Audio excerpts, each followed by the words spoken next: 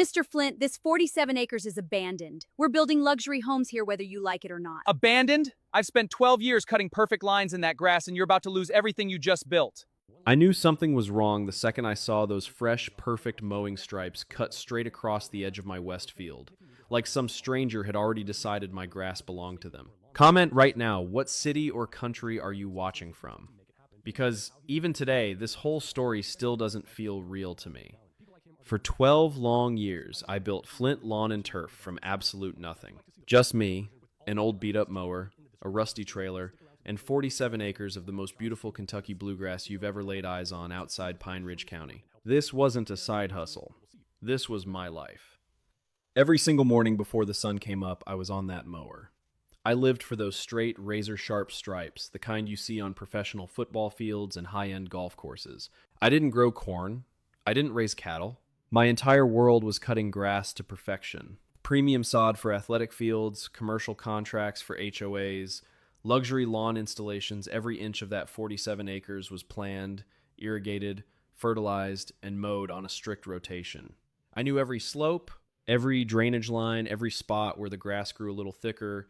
That grass was my pride. Those mowing patterns weren't just lines in the field, they were my signature. Then one morning I drove back from a turf expo in Tennessee, turned down my long dirt road, and my stomach dropped. Orange construction stakes hammered directly through the center of my freshly mowed bluegrass. Bulldozers parked right on my mowing lanes. Survey tape wrapped around my irrigation valves like Christmas lights. Half my field already looked like a war zone. At first I thought it had to be a mistake. Then I saw the giant sign planted right in the middle of my best turf. Whitmore Development. Ridgeline Heights. Luxury community. Coming soon.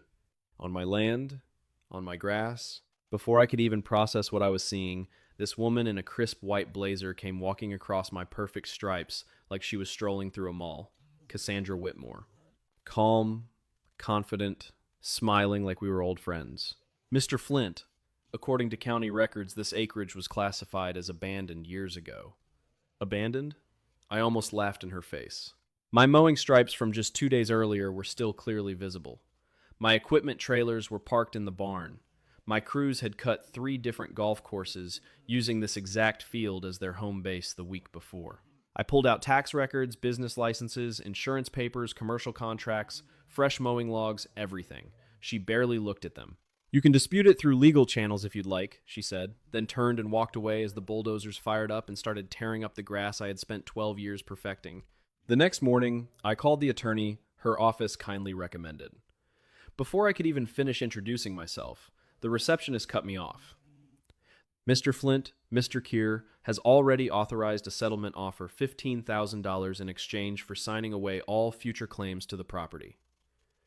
$15,000. For 47 acres of prime, actively maintained turf land that was about to turn into a luxury subdivision worth tens of millions. That's the exact moment I realized this wasn't a paperwork error. This was straight up theft with fancy documents.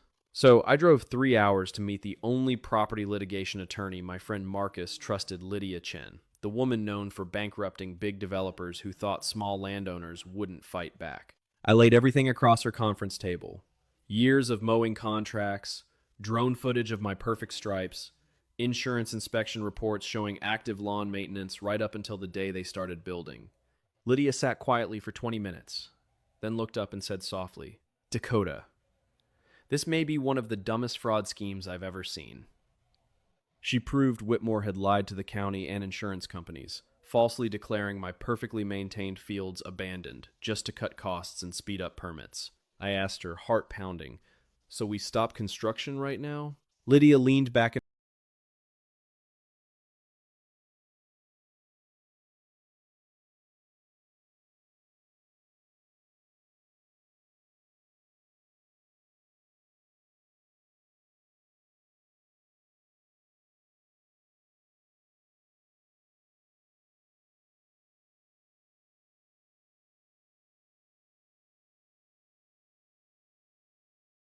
Worked your whole life for, drop a below. Part 2 is even crazier. It gets personal. Follow me so you don't miss it. And if you're going through something similar right now, message me. I can help you in English.